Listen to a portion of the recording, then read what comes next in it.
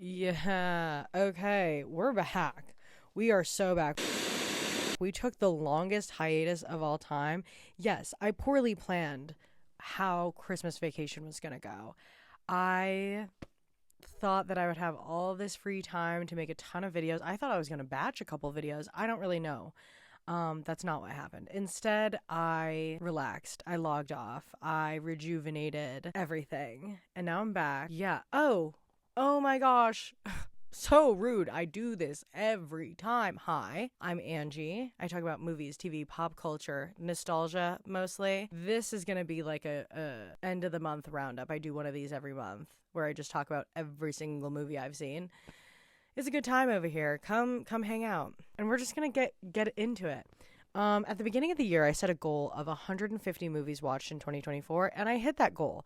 Very barely, but we did it. In December 2024, I watched 19 movies, and then I rewatched one movie. So I'm just going to count that as 19, even though it's like 20, but I digress. We're just going to go through every single one. Here we go. Starting with December 1st, I watched a documentary called Bratz. It was about the Brat Pack from the 80s. And it was a weird time. It was not good. I thought we were going to get some like behind the scene footage, some stories about like what life was like for them back then. No, it was just one guy in the Brat Pack, like coming to terms with rising and falling out of fame.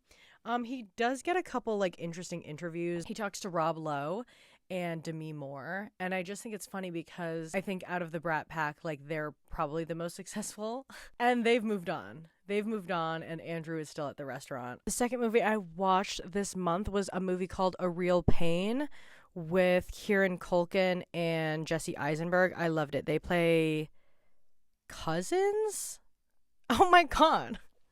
Hello? I think they play cousins, and they go on a trip to kind of work through some family trauma and cultural trauma, and they really irritate each other. I thought it was really great. I haven't seen a good like buddy movie in a while. I don't know if I would call it a comedy, but maybe a dramedy. Loved it. Gave it 4.5 stars. Next, on the 6th, I watched Cinderella. Like the Cinderella 1997 starring Brandy, co-produced by Whitney Houston. I forgot how good that movie was. I was singing along in my own little corner, in my own little chair. You know, like really shaped a generation there. Then it's 5 stars, obviously. Then I watched Holdovers, The Holdovers for the first time. Loved it.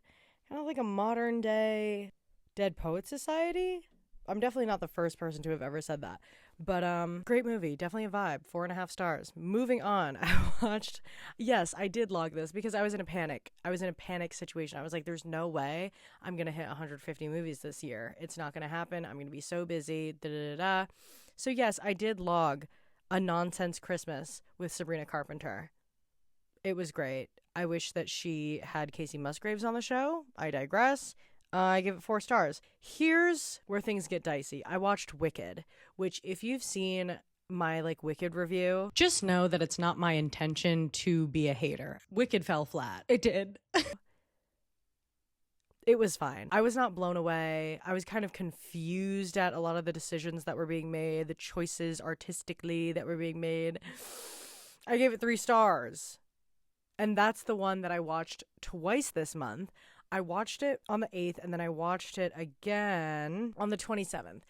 And on the 27th, I was going with like a group of people who were very excited to see it. And as we were walking out of the theater, were ranting and raving about how much they loved it. I wanted to get there. I wanted to bring the 3 into a 4. I couldn't do it. I don't feel like I'm the only person on the planet who doesn't like love that movie. I don't dislike it. It's just like, I don't know why it didn't blow me away. I will try again for a 3rd time. And if I don't bring it up to a 4 by the 4th or by the 3rd time, like I think I just have to give it up. It's okay to not like something that other people like. I'm trying though. Then for the first time I watched Romy and Michelle's high school reunion. Very charming, very cute, very 1997, but also for it being over 20 years old, like just extremely relatable. Like I think they were 27 in the, like their characters were 27. I'm 27. And yeah, I'm not looking forward to my own high school reunion. Moving on. Carry On Netflix. It's definitely not the next Die Hard for people who are saying that. It was good. What's her name? From Descendants? What is her name? I love her. Every time I see her on the screen, I haven't seen that other one that she's in with the military guy. That's a whole different story. But I'm hoping that this is a nice stepping stone for her. Then on the 15th, I watched Y2K. Loved it. I knew I would love it. I was more so focused on the wardrobe because obviously it was going to be like a thriller comedy, maybe satirical a little bit. So I wasn't like too worried about the story, but the outfits. I clocked Liz Claiborne. I clocked LL Bean. What else did I see? Just some good vintage brands. I was very surprised to see Liz Claiborne. Then I watched Practical Magic. And I don't think I've watched a Sandra Bullock movie in 10 years, probably since like The Blind Side or something. I forgot how charming Sandra Bullock is. Like, she's just so funny. She's so girl next door. Like, I just get it. I don't know. I want even more. I haven't seen Sandra Bullock in so long, but she was so good. And if there's ever a universe where she comes back to romantic comedies, I think she should.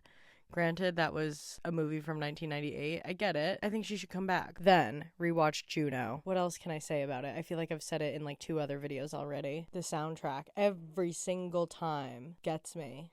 And the last scene where they're on the stoop and they're playing guitar and they're, "You're a part-time lover and a full-time friend." That's true love for high school, you know? Okay. Then, once again, in a panic, because I was like, I'm not gonna meet this goal, I did log The Bad Guys: A Very Bad Holiday, which is a 25-minute special. Is it a movie per se? I'm not sure, but it was available on Letterboxd. And if it's available on Letterboxd, I'm just gonna like count it. As goes for Shaun the Sheep, The Flight Before Christmas.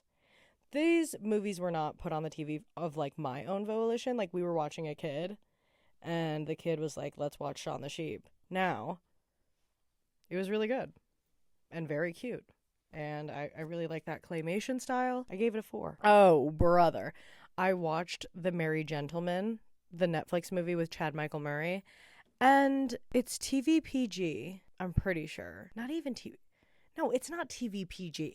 I think it's rated PG, maybe PG-13. Either way. It's a Christmas-inspired Magic Mike situation. But the thing is, Channing Tatum, that man can dance. That man, he was popping and locking before Magic Mike even came to fruition, right? The Step Up movies, anything else. He's also like a funny guy, so it just works for Magic Mike. In The Merry Gentleman, like, Chad Michael Murray is hot, but he can't dance. And the movie, it's about dancing on stage to like raise money for like this restaurant. You can't convince me that $30,000 was raised off of watching Chad Michael Murray. Sure, well, you know what? Anything is possible. He just can't dance, so it was a little unconvincing, in my opinion. Then, of course, we had to rewatch Home Alone and Die Hard once it got closer to Christmas. We also watched Holes because, like I said, we're watching a kid's reading Holes in her 4th grade class. Therefore, we watched the movie. She also wanted to watch Sing with the Animals. Thought it was great. Tori Kelly. Enough said. And the last movie I watched in December was While You Were Sleeping. Once again with Sandra Bullock. That girl, I can't believe it. I think she should have been even bigger than she was. Granted, I probably wasn't there for like the peak of her career, but I can just imagine she deserved a little more, in my opinion. That's it. Those are all the movies that I watched in December 2024. I think I want to do like a roundup of maybe like the top 10 movies that I watched in the whole year. Let me know if you'd be interested in that. If you liked any of these movies, if you resonated with anything that was said today, please give me a subscribe.